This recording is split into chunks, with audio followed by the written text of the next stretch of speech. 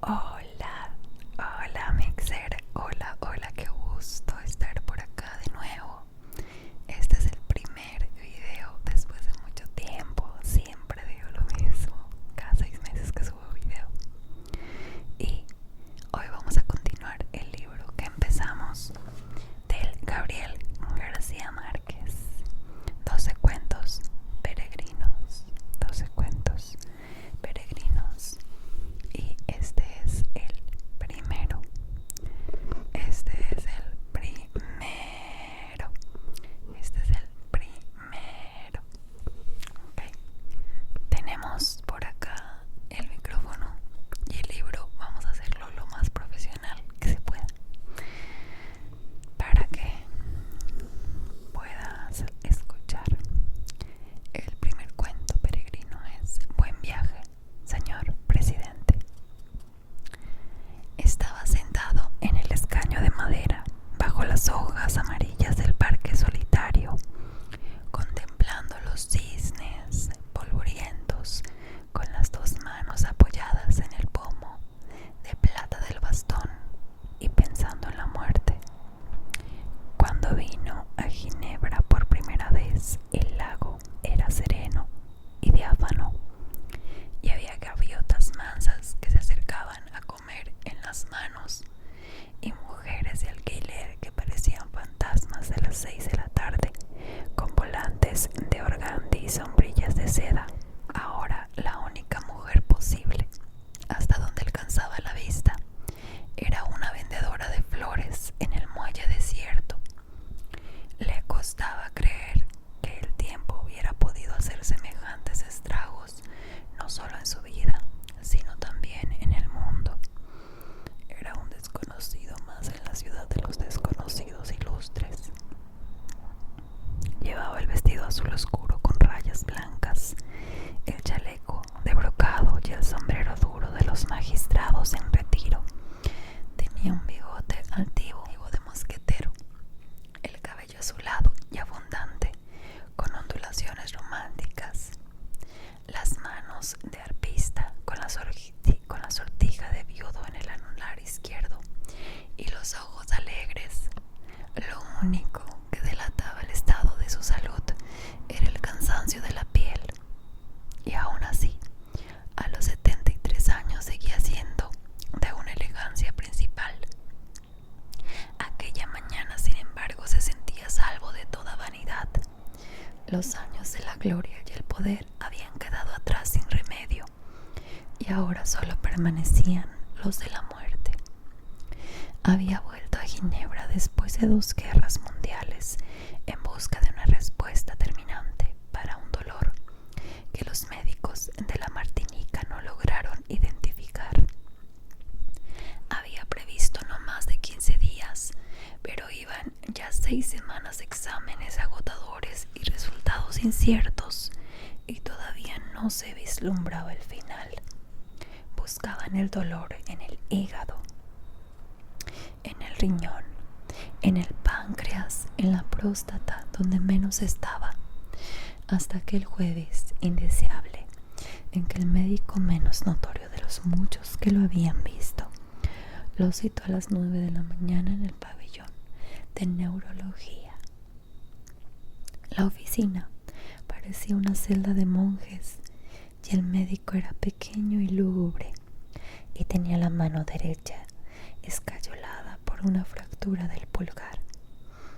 Cuando apagó la luz, apareció en la pantalla la radiografía iluminada de una espina dorsal que él no reconoció como suya, hasta que el médico señaló con un puntero debajo de la cintura la unión de 2 vértebras. Su dolor está aquí, le dijo. Para él no era tan fácil.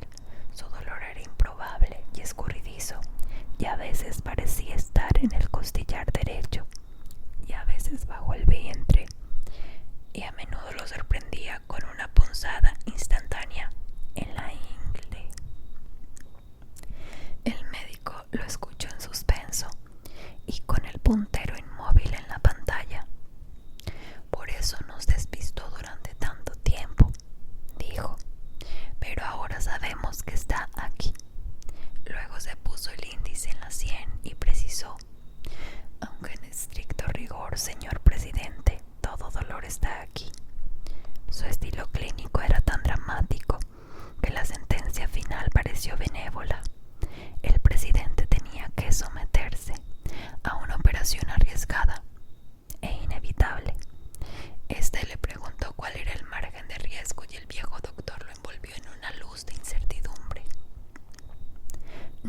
podíamos decirlo con certeza, le dijo. Hasta hacía poco precisó los riesgos de accidentes fatales. Eran grandes, y más aún los de distintas parálisis de diversos grados.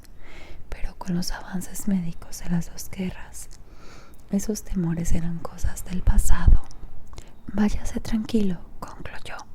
Prepare bien sus cosas y avísenos, pero eso sí, no olvide que cuanto antes será mejor.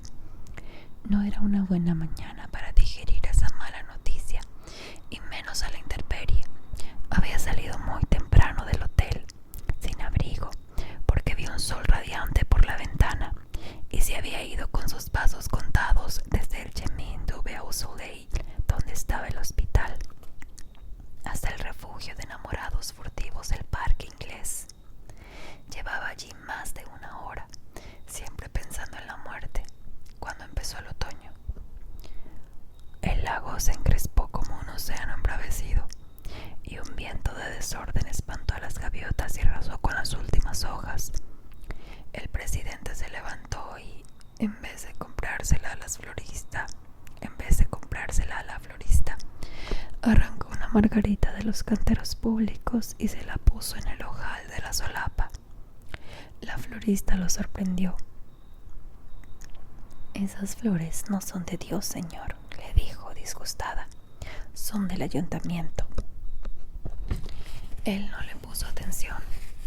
Se alejó con trancos ligeros, empuñando el bastón por el centro de la caña, y a veces haciéndolo girar con un donaire un tanto libertino.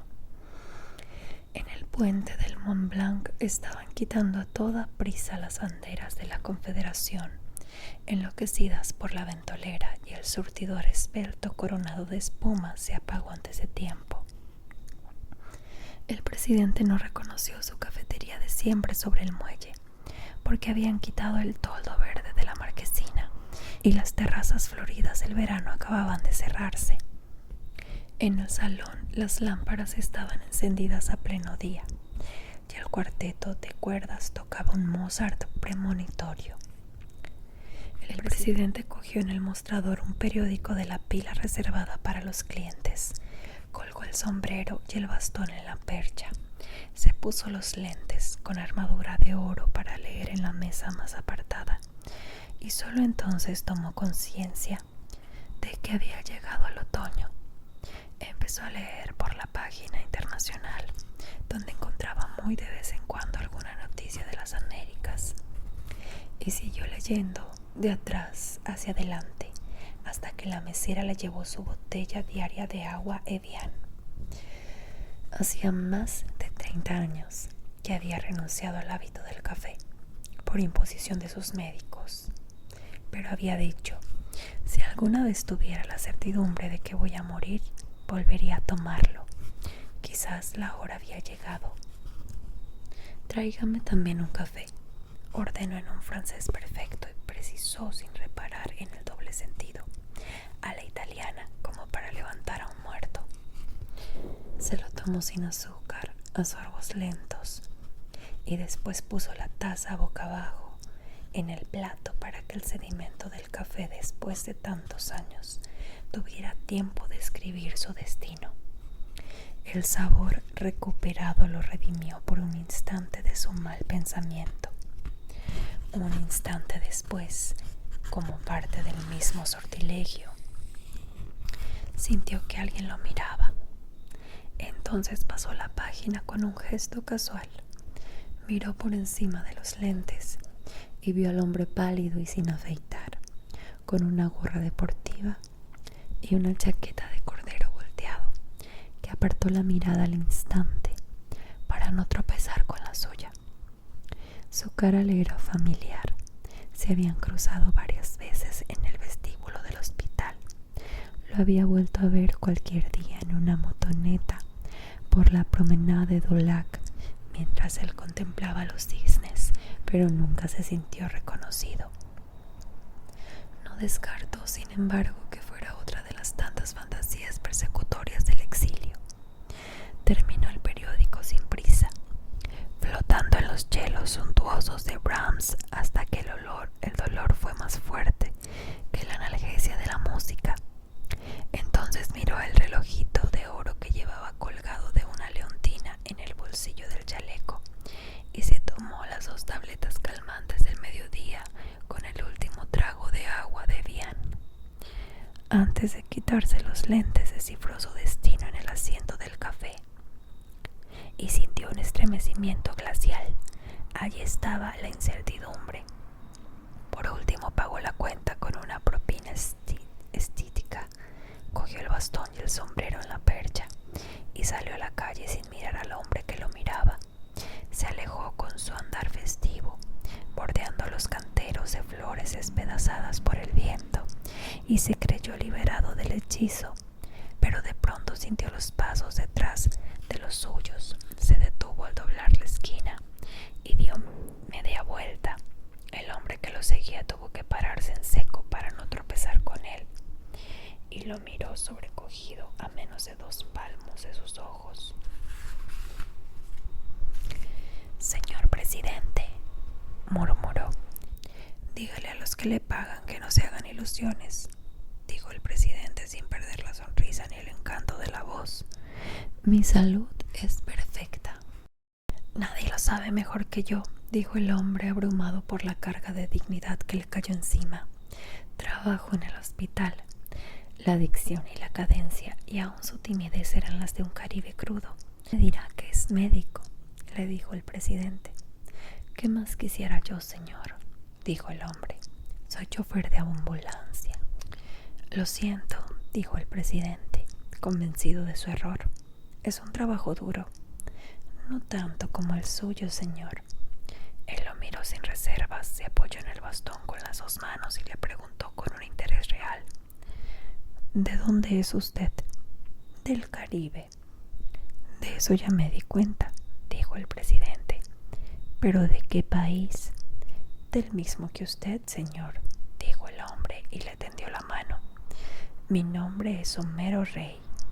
El presidente lo interrumpió sorprendido sin soltarle la mano. «Caray», le dijo, «qué buen nombre». Homero se relajó. «Y es más todavía», dijo, «Homero Rey de la casa». Una cuchillada invernal lo sorprendió indefensos en mitad de la calle. El presidente se estremeció hasta los huesos y comprendió que no podría caminar sin abrigo. Las 2 cuadras que le faltaban hasta la fonda de pobres donde solía comer. «¿Ya almorzó?», le preguntó a Homero. «Nunca almuerzo», dijo Homero.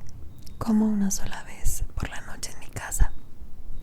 «Haga una excepción por hoy», le dijo él con todos sus encantos a flor de piel.